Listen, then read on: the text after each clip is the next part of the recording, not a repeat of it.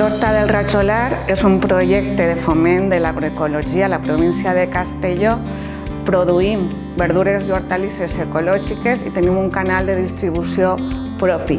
Tenim un viver d'agricultors que volem reconvertir-lo en un espai test agrari. Volem oferir fórmules per a fomentar el relleu generacional i fórmules d'empreniment agroecològic en criteris de sostenibilitat i criteris de reequilibri territorial, social i ambiental. Què oferim nosaltres des d'ací? Oferim provar el teu projecte empresarial, però també el teu projecte de mode de vida. Volem homes i dones que vinguin a treballar amb nosaltres i a provar en un risc mínim el seu projecte d'empreniment agroecològic. Què oferim des de Noves Sendes i Horta del Rajolar? Oferim unes garanties, una finca, el que seria un suport físic, un suport legal, que pugues testar el teu projecte en unes condicions de seguretat econòmica dignes i un suport integral. T'acompanyem en tot el procés d'aprenentatge, d'inserció i de validació del teu projecte.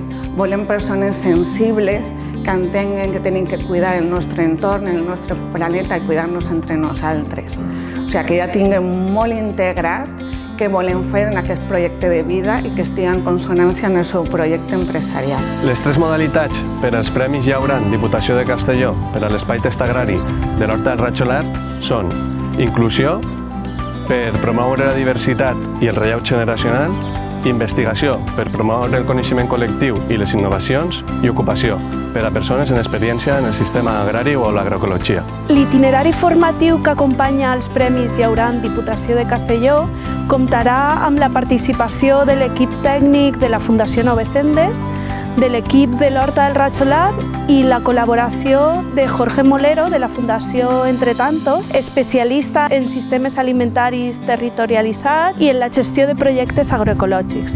I també amb Anna Cameros de l'Archila, especialista en dinamització i facilitació de grup amb una mirada feminista i interseccional. La mayoría de las personas cuando se lanzan a hacer cosas lo hacen sin conocimiento y dan un salto al vacío y realmente se ponen a producir muchas veces sin tener en cuenta aspectos como puede ser, primero, los ingresos que tienen que tener, luego estrategias de marketing y comunicación y tercero, las normativas y otras cuestiones que influyen en la producción. Ahora mismo, tal y como están las cosas, competir en precio o competir en cantidad contra los grandes supermercados es muy difícil.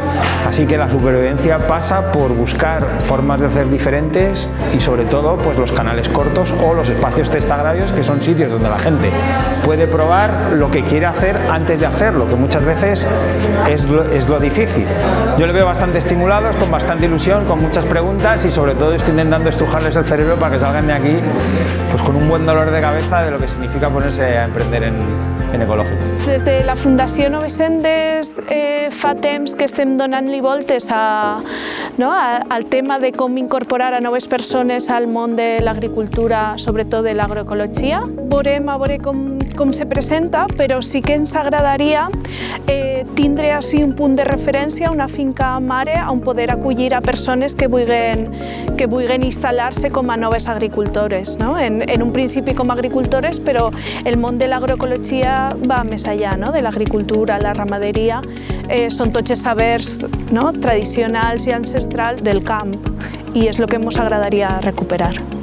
Creiem que amb el nostre anhel de poder tindre un futur millor i un sistema alimentari més just tant per a les persones com per al territori com per a la natura i amb les ganes d'aprenentatge que tenen les persones que s'han incorporat a l'horta, pensem que té molt de futur este projecte i que va eixir endavant. El meu projecte consisteix un poc en tot el tema relacionat amb l'aigua, sobretot en l'estudi de la gestió hídrica i de les necessitats hídriques que té l'horta i millorar-les, ja siga a mode un poc més rudimental o en projectes més innovatius. I per una altra banda també estudiar la qualitat d'aigua que entra així a la bassa i poder millorar-la. He iniciat un projecte personal que és el que vaig presentar així a test. El meu projecte va lligat als sabers tradicionals relacionats amb l'agricultura i també a nivell cultural. Sobretot vull que el meu projecte estigui enfocat a la gent jove perquè m'agradaria que totes aquestes tradicions i sabers tradicionals que van perdent-se puguen tornar a agafar-los i tindre també un relleu generacional, conservar-les i mantindre-les. Bueno, pues el meu projecte en veritat és prou clàssic perquè és produir verdures i vendre-les en caixes. El que passa que a mi m'interessa especialment pues, les varietats tradicionals i la recuperació de llavors, sobretot. I una cosa que em sembla molt interessant, que a més està una miqueta abandonat a la província de Castelló, són les llegums.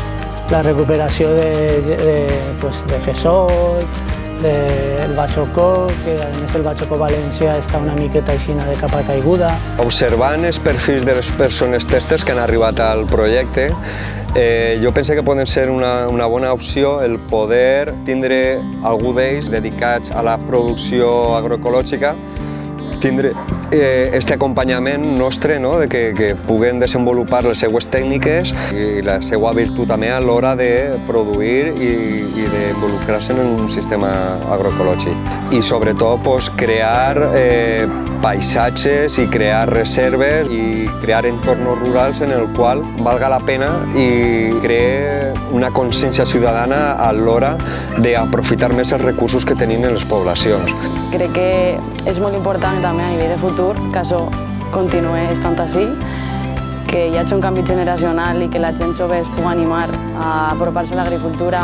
La meva il·lusió i de la il·lusió, pense jo, dels companys de la Fundació Noves Sendes seria utilitzar el projecte de l'Horta del Ratxolar com llançadera per als participants de sistemes agroecològics i, sobretot, i molt important, és que la gent se poguera guanyar la vida honradament, dedicat al camp, i que se vera tota la llavor que s'està fent així darrere de totes les persones que n'hi ha.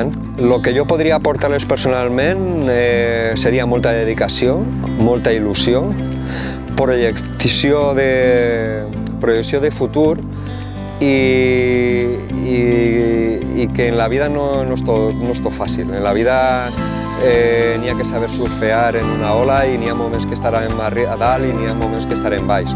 I no desil·lusionar-se, tindre il·lusió per creure en un model, en una forma de viure i en crear una comunitat.